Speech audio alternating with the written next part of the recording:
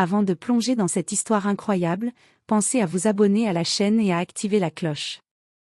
Ici, chaque récit a quelque chose à dire, et vous ne voudrez pas en manquer un seul. La vérité fait reculer le policier de stupeur, l'histoire de Jessica Morgan. Jessica Morgan avait gravi les échelons avec ténacité, discipline et une élégance rare. Fille d'une institutrice et d'un ancien militaire devenu pasteur, elle avait grandi dans un quartier populaire d'Oakland, en Californie, au cœur des luttes pour les droits civiques. Dès son plus jeune âge, elle avait appris deux choses fondamentales, que le savoir était une arme, et que la dignité ne se négociait jamais. Elle avait étudié à Stanford, brillamment, malgré les regards condescendants, les remarques à peine voilées de certains professeurs, et les doutes perpétuels que sa présence éveillait chez ceux qui n'imaginaient pas une femme noire exceller dans l'élite intellectuelle. Mais Jessica ne s'était jamais laissée décourager. Son ambition n'était pas nourrie par l'orgueil, mais par un devoir profond de représenter celles et ceux que le système oubliait. À 42 ans, elle était devenue la juge en chef de la Cour d'appel de l'État de Californie. Une première. Femme noire, charismatique, écoutée, redoutée dans les milieux juridiques pour la précision de ses argumentaires et sa droiture inébranlable, elle incarnait une forme de justice que beaucoup n'osaient plus espérer. Ses décisions étaient citées dans les grandes revues juridiques, ses discours résonnaient dans les universités comme des appels à la conscience. Mais ce jour-là, dans cette salle d'audience de Los Angeles, elle n'était pas là en tant que juge. Elle était là en tant que victime. Une victime parmi tant d'autres, mais une victime qui refusait le silence.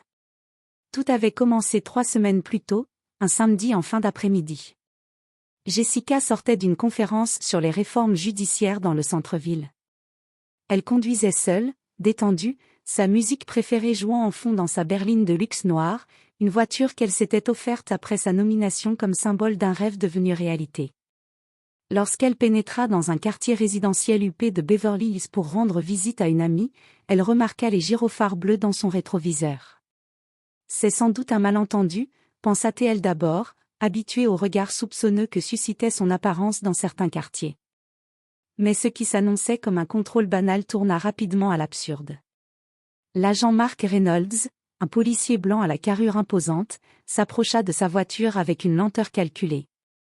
Son regard était froid, son ton sec. « Vos papiers, madame. Ce véhicule vous appartient ?» Jessica tendit immédiatement ses documents. Impeccable. En règle. Sa carte de juge était même glissée dans la pochette, bien visible. Mais Reynolds n'en tint pas compte. Il inspecta la voiture avec insistance, demanda à Jessica de sortir, fouilla son sac à main, fit venir 2 autres unités. Devant les résidents qui commençaient à sortir sur les trottoirs, elle fut soumise à 3 contrôles consécutifs, comme si l'absurdité devait être répétée pour mieux s'imposer. Jessica tenta de garder son calme. « Agent, je suis juge en chef. Il n'y a aucun motif pour cette vérification excessive. » Mais cette simple affirmation sembla provoquer Reynolds. « Et moi je suis le président des États-Unis, madame. Ne bougez pas, ou je vous menotte pour entrave. » Et il le fit. Il l'arrêta. Menottée sur le capot de sa propre voiture, sous les regards choqués ou indifférents des passants, Jessica vécut un instant de profonde humiliation. Son rang, ses diplômes, son excellence, rien de cela n'avait protégé sa peau noire. Elle passa plus de 4 heures au poste, sans explication claire, avant d'être relâchée sans excuse. Le motif ? Vérification de routine. Mais pour Jessica, ce n'était pas une simple erreur. C'était l'énième preuve que le système qu'elle servait avec loyauté pouvait, en une seconde, se retourner contre elle. Et ce jour-là, elle jura que cette fois, elle ne se tairait pas. Elle mobilisa ses contacts, son équipe juridique, et porta plainte. Elle savait que le prix à payer serait élevé, critiques, attaques médiatiques, tentatives de discrédit, mais elle n'avait plus peur. La salle d'audience était bondée ce matin-là. Dès l'ouverture des portes, les bancs avaient été pris d'assaut.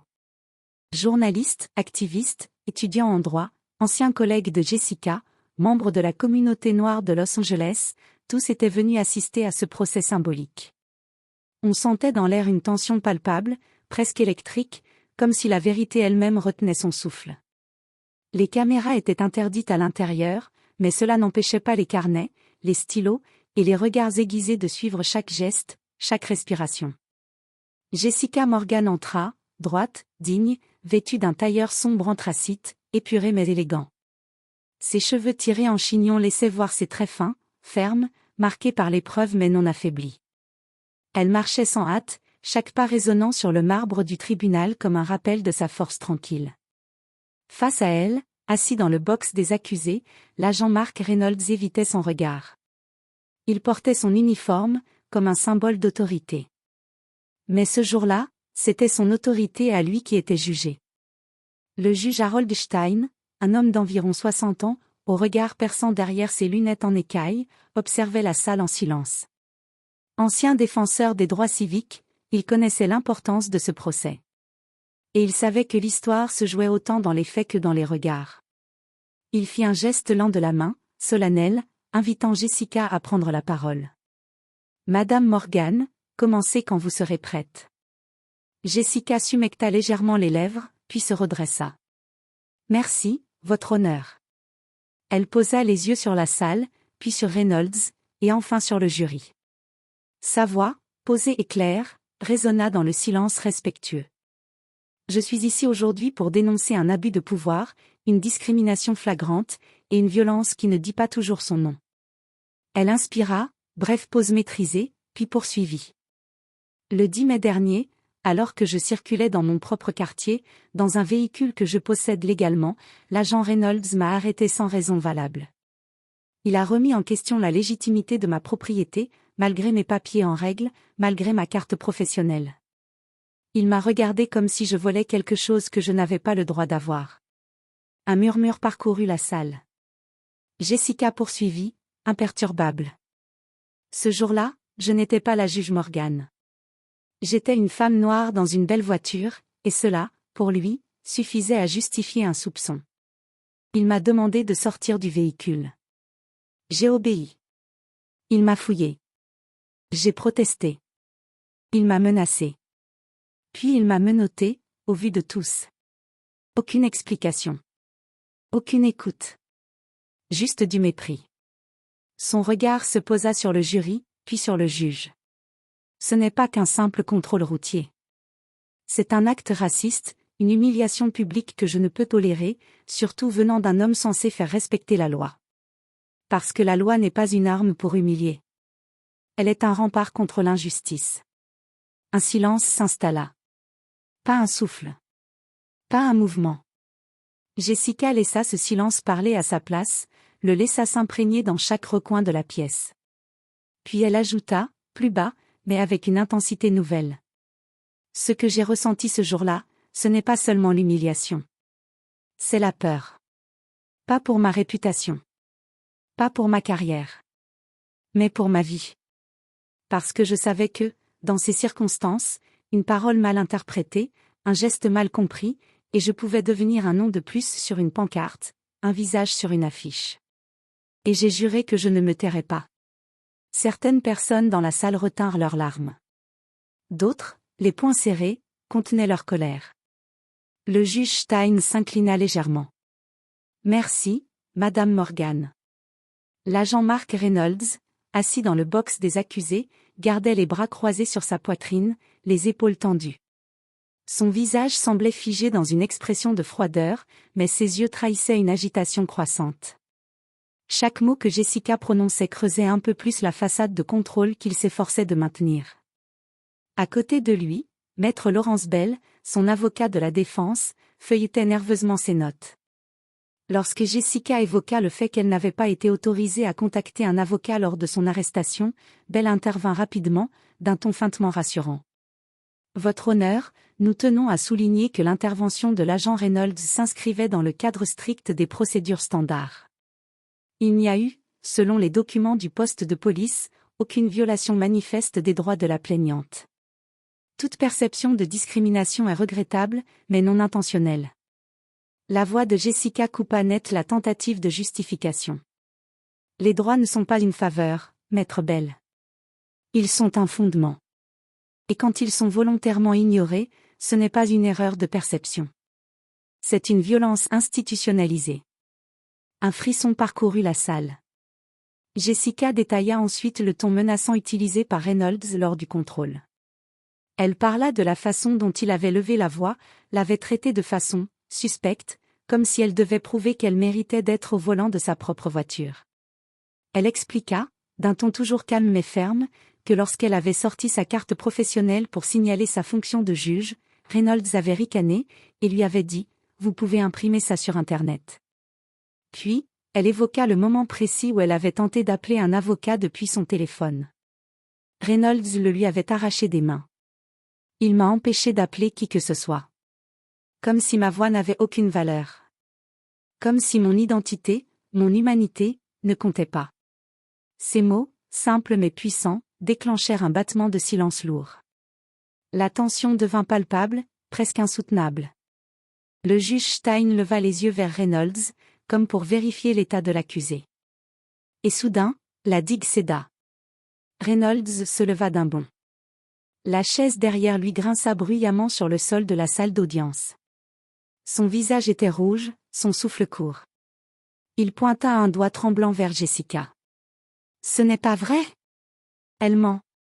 Elle joue la victime parce qu'elle porte un tailleur et qu'elle a un titre. » Le silence se mua en stupeur. Des murmures nerveux s'élevèrent dans la salle. Le juge frappa une première fois de son marteau. « Agent Reynolds, vous êtes prié de rester assis. » Mais Reynolds n'écoutait plus. Il avait franchi un seuil psychologique. Tout dans son langage corporel, ses poings crispés, ses sourcils froncés, sa mâchoire contractée, criait une colère incontrôlable, mélange d'orgueil blessé et de haine mal dissimulée. Jessica, elle, ne bougea pas. Elle le fixait, droite, sans une once de peur. Sa voix, calme mais tranchante, fendit l'air. « Les preuves sont là. Les témoins aussi. Votre réaction ne fait que confirmer ce que vous niez. » Ce fut la provocation de trop pour un homme incapable d'accepter la vérité. Dans un geste impulsif, brutal, presque irréel, Reynolds s'élança, franchissant les quelques pas qui le séparaient du témoin, leva la main et gifla violemment Jessica Morgan, devant toute l'assemblée. Un silence de plomb s'abattit dans la salle. Pas un mot. Pas un souffle. L'instant semblait figé, suspendu entre l'indignation collective et l'incrédulité. Les spectateurs, médusés, regardaient tour à tour Jessica Morgan et l'agent Reynolds, comme si leurs esprits tentaient encore de comprendre ce qu'ils venaient de voir. Jessica, frappée mais restée debout, resta immobile quelques secondes. Sa main effleura lentement sa joue rougie, mais elle ne vacilla pas. Son regard noir, profond, brûlant d'une lumière glacée, se planta dans celui de son agresseur. Et sa voix s'éleva, claire, ferme, impitoyable. « Vous venez de montrer au monde qui vous êtes vraiment. » Son timbre tranchait le silence comme un couperet. Aucun cri de vengeance, seulement une vérité nue, brutale. Les mots n'étaient pas une défense, mais une déclaration d'acte. Et ce furent eux, plus que la gifle, qui mirent Reynolds à nu. Les murmures commencèrent doucement, comme un grondement lointain. Puis ils s'amplifièrent. Plusieurs assistants juridiques se levèrent, choqués. Une femme au fond de la salle, bouleversée, laissa tomber son sac. Une étudiante en droit, les yeux humides, se leva en murmurant « C'est pour ça qu'on se bat ». Le juge Stein, blême de stupeur, frappa violemment le marteau sur le bois du pupitre. « Asseyez-vous immédiatement, agent Reynolds. Cet acte est une honte. Une honte. » Il se tourna vers les agents de sécurité. « Faites-le sortir. Qu'il soit placé en détention immédiate. » Reynolds, livide, recula. Son expression était un mélange de panique, de confusion, et de fureur rentrée. Il fixait ses propres mains comme s'il réalisait, trop tard, l'ampleur du geste qu'il venait de commettre. Deux agents s'approchèrent, l'un lui passa les menottes, l'autre le poussa doucement hors de la salle sous les regards brûlants de la foule. Jessica, toujours au centre, ne détourna pas le regard. Son visage portait la marque de l'agression, mais son regard portait celle d'un combat plus ancien. Elle inspira, lentement, puis reprit, avec une intensité contenue. Cette gifle, ce n'est pas seulement la mienne. Elle symbolise des années de mépris, de violence, d'humiliation quotidienne. c'est la main d'un système incapable de voir l'humanité derrière la différence. Mais je vous le dis ici, devant vous tous, elle ne m'arrêtera pas. Elle ne nous arrêtera pas. Elle balaya la salle du regard. Ce procès, cette vérité, ces faits, sont notre arme. Notre voix. Et face au silence de l'histoire, il est temps de parler plus fort que jamais. Un tonnerre d'applaudissements éclata, malgré la tentative du juge de maintenir l'ordre. Les cris de soutien se mêlèrent à des larmes discrètes. Jessica Morgan ne venait pas seulement de gagner la salle, elle venait de marquer la conscience d'un pays. Quelques jours plus tard, la vidéo de l'agression, filmée discrètement par un assistant dans la salle, fit le tour des réseaux sociaux. Elle fut diffusée sur toutes les grandes chaînes. Le pays était en état de choc. L'agent Mark Reynolds fut suspendu immédiatement. Mais l'affaire ne s'arrêta pas là. Une enquête interne fut ouverte, révélant un passé lourd de plaintes pour harcèlement racial, d'interventions musclées et de rapports falsifiés. Des collègues commencèrent à témoigner. Des victimes oubliées, tues par peur ou lassitude, revinrent dans les médias. Le scandale prit une ampleur nationale. Des débats enflammés éclatèrent sur les plateaux télé. Des manifestants défilèrent devant les commissariats. Des voix s'élevèrent dans les universités, dans les mairies, jusque dans les couloirs du Congrès. Et au cœur de cette onde de choc, une femme restait debout, silencieuse mais présente. Jessica Morgan, loin de se poser en martyr, continuait de parler. Calme. Ferme. Digne. Lors d'une interview très attendue, en direct sur une grande chaîne nationale. La journaliste lui demanda. Madame Morgan, après ce que vous avez vécu, comment trouvez-vous encore la force de poursuivre? Jessica fixa la caméra, s'exprimant non pas comme une victime, mais comme une porteuse de sens. Je ne cherche pas la vengeance, répondit-elle. Je cherche la justice. Pour moi. Pour celles et ceux dont la voix a été étouffée. Pour ceux qu'on a ignorés, humiliés, frappés, tués parfois, sans que personne ne dise leur nom. Et je fais cela, pour que demain soit différent. Elle marqua une pause, puis ajouta, d'un ton bas mais percutant. La loi peut être une barrière ou un pont. Moi, je veux en faire un pont vers l'égalité. Mais il faut que nous soyons des milliers à le construire. Et ce soir-là, dans tout le pays, des millions de téléspectateurs restèrent silencieux, touchés, bouleversés. Parce que la vérité, enfin, avait été dite à voix haute.